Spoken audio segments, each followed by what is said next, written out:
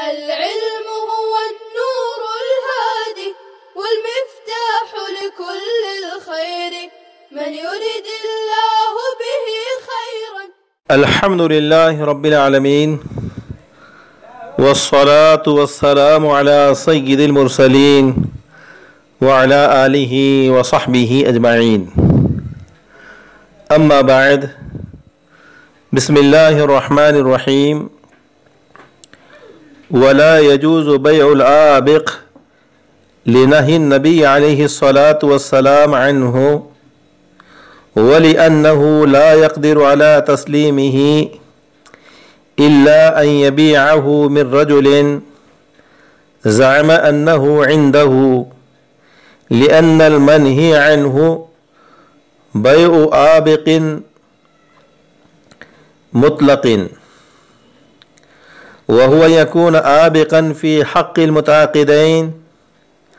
وهذا غير آبق في حق المشتري، ولأنه إذا كان عند المشتري انتفى العجز عن التسليم وهو المانع، ثم لا يصير قابضا بمجرد العقد إذا كان في يده وكان أشهد عند أخذه، لأنه أمانة عنده، وقبض الأمانة لا ينوب عن قبض البيع ولو كان لم يشهد، يجب أن يصير قابضا لأنه قبض غصب. ولو قال هو عند فلان فبيعه مني فباعه لا يجوز، لأنه آبق في حق المتعاقدين، ولأنه لا يقدر على تسليمه. ولو باع الآبق ثم عاد من الإباق لا يتم ذلك العقد،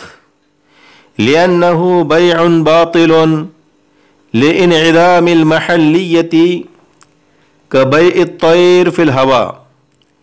وعن أبي حنيفة رحمه الله تعالى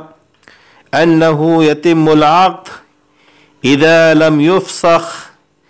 لأن العقد انعقد بقيام المالية والمانع قد ارتفع وهو العجز عن التسليم، كما إذا أبق بعد البيع. وهكذا يروى عن محمد رحمہ اللہ تعالی. طلبہ عزیز، یہ آج کے درس کی عبارت کا ترجمہ ہوا. یہ آج کے درس کی عبارت ہوئی. آئیے اس عبارت کے ترجمے کو سمجھتے ہیں. علامہ قدوری رحمۃ اللہ علیہ نے فرمایا، اور بھاگے ہوئے غلام کی بیع جائز نہیں ہے، کیونکہ حضور صلی اللہ علیہ وسلم نے اس سے منع کیا ہے، اور اس لیے کہ بائع اس کو سپرد کرنے پر قادر نہیں ہے، مگر یہ کہ اس کو ایسے آدمی کے ہاتھ فروخت کر دے جس نے کہا کہ وہ اس کے پاس ہے، کیونکہ ممنوع کامل طور پر بھاگے ہوئے غلام کی بیع ہے، اور وہ یہ ہے کہ عاقدین کے حق میں بھاگا ہوا ہو، حالانکہ یہاں مشتری کے حق میں بھاگا ہوا نہیں ہے، اور اس لیے کہ جب وہ مشتری کے پاس موجود ہے تو سپرد کرنے سے عاجز ہونا منتفی ہو گیا، حالانکہ سپرد کرنے سے عاجز ہونا ہی مانع بیع تھا. پھر مشتری محض عقد سے قابض نہیں ہوگا جبکہ غلام اس کے قبضے میں ہو، اور اس نے پکڑتے وقت گواہ بھی کر لیے تھے، کیونکہ غلام مشتری کے پاس امانت ہے،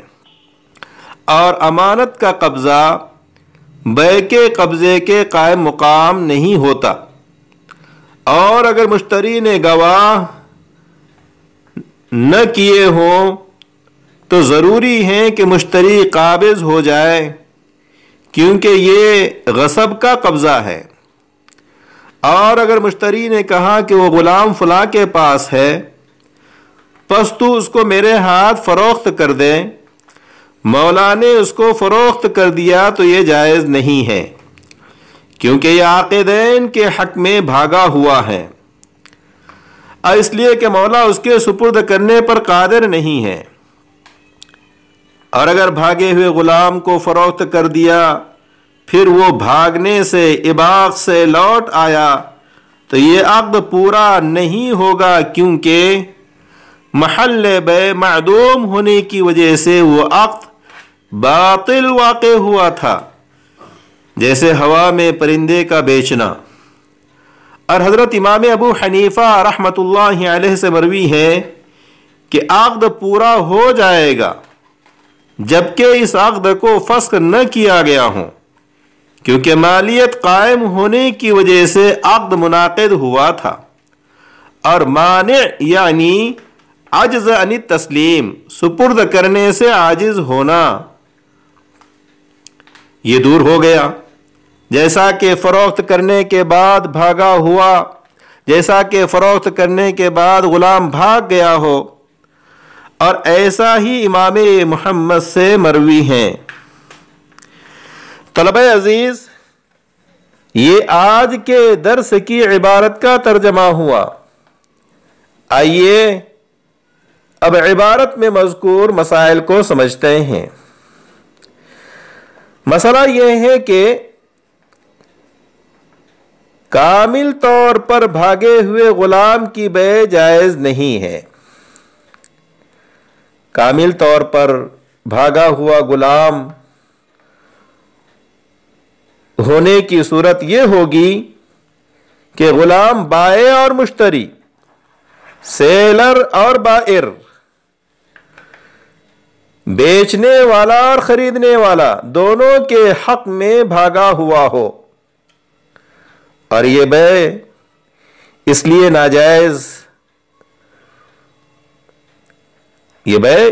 ناجائز ہے کہ پیارے آقا محمد رسول اللہ صلی اللہ علیہ وسلم نے بھاگے ہوئے غلام کی بیع سے، بھاگے ہوئے غلام کے سیل سے منع فرمایا ہے۔ چنانچہ ارشاد ہے،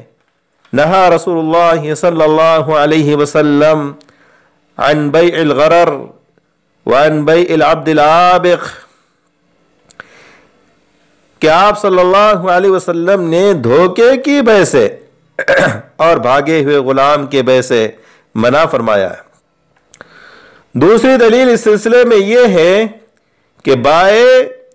اس بھاگے ہوئے غلام کو سپرد کرنے پر قادر نہیں ہے، اور بائع جس چیز کے سپرد کرنے پر، جس چیز کے تسلیم پر قادر نہ ہو، اس کی بیع جائز نہیں ہوتی ہے۔ اس لیے بھاگے ہوئے غلام کی بیع جائز نہیں ہے۔ ہاں، اگر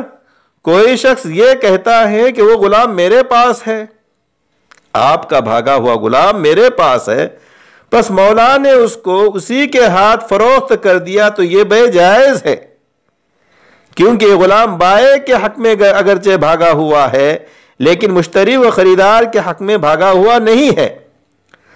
اور جب مشتری کے حق میں بھاگا ہوا نہیں ہے تو یہ غلام کامل طور سے بھاگا ہوا شمار نہیں ہوگا، اور جب کامل طور پر بھاگا ہوا شمار نہیں ہے تو اس کی بیع بھی جائز ہوگی، کیونکہ حدیث پاک میں عابق مطلق یعنی کامل طور سے بھاگے ہوئے غلام کی بیع کو ممنوع قرار دیا گیا۔ دوسری دلیل یہ ہے کہ جب غلام مشتری کے پاس موجود ہے تو بائع اس کے سپرد کرنے سے عاجز نہیں ہوا، حالانکہ مانع بیع یہی عاجزی تھی۔ پس جب عجز عن تسلیم المبی منتفی ہو گیا، مبی کو سپرد کرنے سے عجز دور ہو گیا، تو بیع بھی جائز ہوگی۔ اس کے بعد صاحب ہدایہ یہ فرماتے ہیں کہ جب وہ غلام مشتری کے پاس موجود ہو تو مشتری خریدتے ہی اس پر قابل شمار ہوگا یا نہیں ہوگا؟ اس میں 3 احتمال ہیں۔ نمبر 1، یا تو مشتری نے اس غلام کو پکڑتے وقت خود اپنے لیے قبضہ کیا ہو۔ نمبر 2، اس کے مالک کی طرف واپس کرنے کے لیے قبضہ کیا ہو، اور پکڑتے وقت اس بات پر 2 گواہ بھی مقرر کر لیے ہو کہ میں نے اس کو اس لیے پکڑا کہ اس کے مالک کی طرف واپس کر دوں۔ نمبر 3، یا غلام کو پکڑا تو واپسی ہی کے نیت سے واپس کرنے ہی کے لیے، مگر پکڑتے وقت گواہ مقرر نہیں کیے۔ پہلی صورت میں بال اتفاق خریدتے ہی مشتری قبضہ کرنے والا ہوگا۔ چنانچہ شراء کے بعد اگر غلام مشتری کے پاس ہلاک ہو گیا تو بیع اور قبضہ دونوں پورے ہو جائیں گے اور مشتری پر غلام کا ثمن واجب ہوگا، کیونکہ اس صورت میں مشتری کا قبضہ قبضہ غصب ہے، اور قبضہ غصب قبضہ بیع کے قائم مقام ہو سکتا ہے۔ اس لیے اس صورت میں خریدتے ہی مشتری قبضہ کرنے والا ہو جائے گا۔ دوسری صورت میں محض عقد بیع سے مشتری قبضہ کرنے والا شمار نہیں ہوگا۔ دوسری صورت یہ تھی کہ اس کو پکڑا، غلام کو پکڑا اس کے مالک کی طرف واپس کرنے کے لیے، اور پکڑتے وقت اس بات پر 2 گواہ بھی مقرر کر لیے کہ میں نے اس کو اس کے مالک کی طرف واپس کرنے کے لیے پکڑا ہے۔ تو اس دوسری صورت میں محض عقد بیع سے مشتری قبضہ کرنے والا شمار نہیں ہوگا، کیونکہ خریدنے سے پہلے مشتری کا قبضہ بطور امانت تھا۔ چنانچہ اگر غلام مولا کی طرف لوٹانے سے پہلے ہلاک ہو گیا تو وہ مولا کے مال سے ہلاک ہوگا، یعنی مشتری پر کوئی ضمان واجب نہیں ہوگا، اور خریدنے کے بعد مشتری کا قبضہ قبضہ ضمان ہوتا ہے۔ چنانچہ خرید کر قبضہ کرنے کے بعد اگر مبی مشتری کے پاس ہلاک ہو جائے تو مشتری پر ضمان یعنی ثمن واجب ہوتا ہے۔ پس خریدنے سے پہلے غلام پر مشتری کا قبضہ قبضہ امانت تھا، اور خریدنے کی وجہ سے جس قبضے کا وہ مستحق ہے وہ قبضہ ضمان ہے، اور قبضہ امانت چونکہ غیر مضمون ہے اس لیے وہ ادنا ہے، اور قبضہ مبی چونکہ مضمون اور لازم ہوتا ہے اس لیے وہ اقوا ہے، اور ادنا چونکہ اقوا کا قائم مقام نہیں ہو سکتا ہے، اس لیے قبضہ امانت قبضہ مبی کے قائم مقام نہیں ہوگا، اور جب قبضہ امانت قبضہ مبی کے قائم مقام نہیں ہوا تو قابض غلام کو خریدتے ہی مبی پر قبضہ کرنے والا شمار نہیں ہوگا، بلکہ مشتری پہلے اس غلام کو بائع کے حوالے کریں، پھر بائع مشتری کے سپرد کر دیں۔ رہی تیسری صورت، تو تیسری صورت میں محض عقد بیع سے مشتری قبضہ کرنے والا شمار ہو جانا چاہیے، کیونکہ جب اس نے غلام کو پکڑتے وقت گواہ نہیں بنائے تو اس کا یہ قبضہ غصب کا قبضہ ہوا، اور غصب کا قبضہ قبضہ ضمان ہوتا ہے، اور بیع کی وجہ سے جس قبضے کا مستحق ہوا وہ بھی قبضہ ضمان ہے، اور قبضہ ضمان کا قائم مقام ہو سکتا ہے۔ اس لیے صورت میں مشتری محض عقد بیع سے قبضہ کرنے والا شمار ہوگا، اس کی کوئی ضرورت نہیں کہ مشتری پہلے غلام بائع کے حوالے کرے پھر بائع مشتری کے سپرد کر دے، اور اگر مشتری نے کہا کہ وہ غلام فلاں کے پاس ہے تو اس کو میرے ہاتھ فروخت کر دے، مولا اور آقا نے اس کے ہاتھ فروخت کیا تو یہ بیع بھی جائز نہیں ہوگی، کیونکہ اس صورت میں غلام بائع اور مشتری دونوں کے حق میں بھاگا ہوا ہے، پس یہ عابق کامل ہے، اور آبق کامل کی بے ناجائز ہے، اس لیے اس کی بے ناجائز ہوگی۔ دوسری دلیل یہ کہ بائع اس کے سپرد کرنے پر بھی قادر نہیں ہے، اور غیر مقدور التسلیم کی بے چونکہ ناجائز ہے اس لیے اس کی بے بھی ناجائز ہوگی۔ اور اگر کسی نے بھاگے ہوئے غلام کو فروخت کیا پھر وہ غلام واپس آ گیا تو مذکورہ عقد پورا ہو جائے گا یا عقد جدید کی ضرورت ہوگی۔ اس بارے میں ظاہر الروایہ کا حکم تو یہی ہے کہ عقد مذکور پورا نہیں ہوگا بلکہ عقد جدید کی ضرورت پیش آئے گی، کیونکہ بھاگے ہوئے غلام کا عقد باطل ہے، اور باطل اس لیے کہ بے کا محل مال مقدور التسلیم ہوتا ہے، اور بے کے وقت قدرت علی التسلیم فوت تھی، تو گویا بے کا محل معدوم تھا، اور محل بے کے معدوم ہونے کی صورت میں بے باطل ہوتی ہے۔ اس لیے اس صورت میں بے باطل ہوئی تھی، اور باطل شدہ چیز کبھی درست نہیں ہو سکتی ہے۔ الباطل لا يعود صحیحا، اس لیے مذکورہ مبی غلام کے واپس آ جانے سے یہ بے درست نہیں ہوگی بلکہ جدید بے کی ضرورت پڑے گی۔ جیسے اگر کوئی پرندہ ہوا میں فروخت کیا گیا پھر بائع نے اس کو پکڑ کر مجلس عقد ہی میں مشتری کے سپرد کر دیا تو یہ بے بھی درست نہیں ہوتی ہیں۔ کیوں؟ اس لیے کہ جس وقت بے کی گئی تھی اس وقت مبی یعنی پرندہ مقدور التسلیم نہیں تھا۔ حضرت امام ابو حنیفہ رحمت اللہ علیہ سے ایک روایت یہ ہے کہ اگر غلام واپس آنے سے پہلے عقد بے فسخ نہیں کیا گیا تو عقد مذکور پورا ہو جائے گا، کیونکہ بھاگے ہوئے غلام کی مالیت قائم ہے، اس لیے یہ عقد منعقد ہوا تھا۔ یہی وجہ ہے کہ مولا اگر بھاگے ہوئے غلام کو آزاد کر دے یا مدبر کر دے تو درست ہے، بس اگر بھاگنے کی وجہ سے غلام کی مالیت ختم ہو جاتی تو مولا کا اس کو آزاد کرنا یا مدبر کرنا کس طرح درست ہوتا؟ ہاں، مانع جواز بے مولا کا غلام سپرد کرنے سے عاجز ہونا ہے، لیکن جب غلام واپس لوٹ آیا تو یہ مانع بھی زائل ہو گیا، اور جب مانع جواز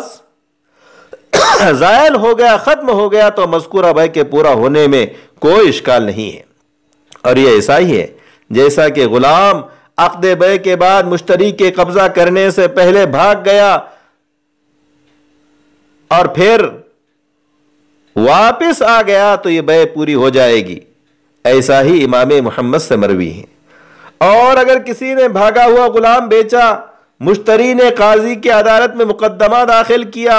اور بائع سے غلام سپرد کرنے کا مطالبہ کیا، لیکن بائع عاجز ہو گیا حتیٰ کہ قاضی نے عقد فسخ کر دیا،